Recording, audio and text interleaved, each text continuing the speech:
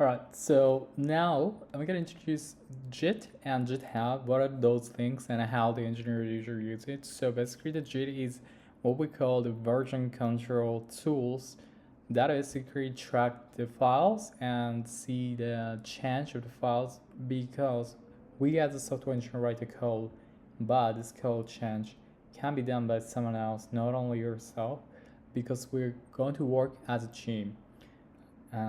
So when we work in team, we need to have the centralized repositories where we manage those files, and we version the files so that the each engineer can make a change against what's being in the state in the remote.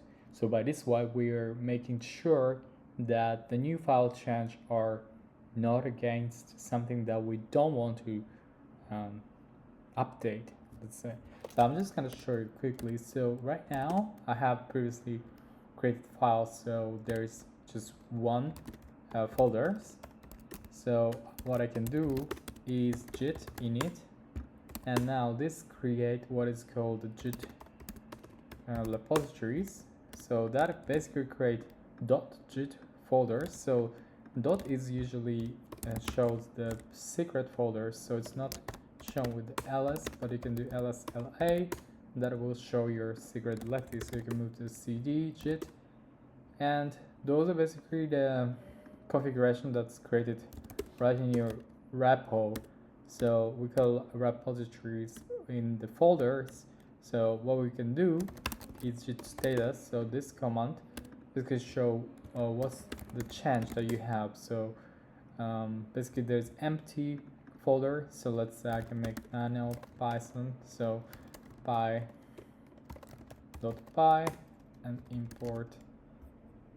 Alright, so numpy as np, pandas as pd, np, go np, lambda land, and I say 1 2 3, save, and now git status.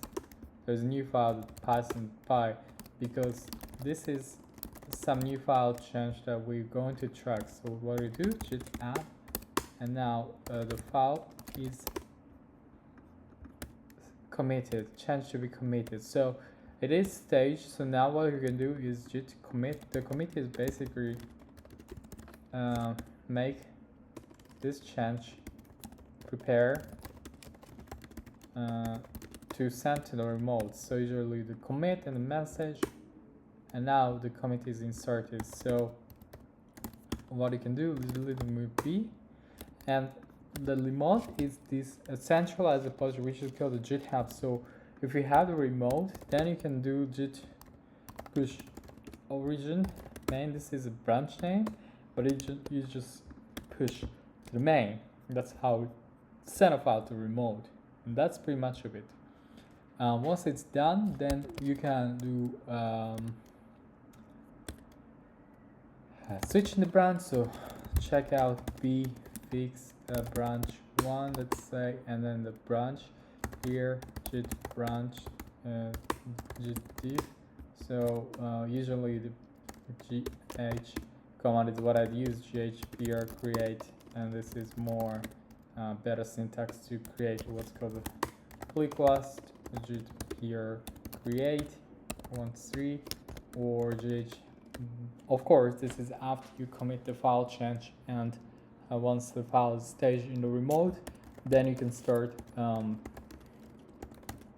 creating your first pull request that is going to show that you're gonna make a new change against the central place. So that's how people manage, and there are a lot of commands, but those are pretty basic. So as long as you could understand, then all those things are much clearer.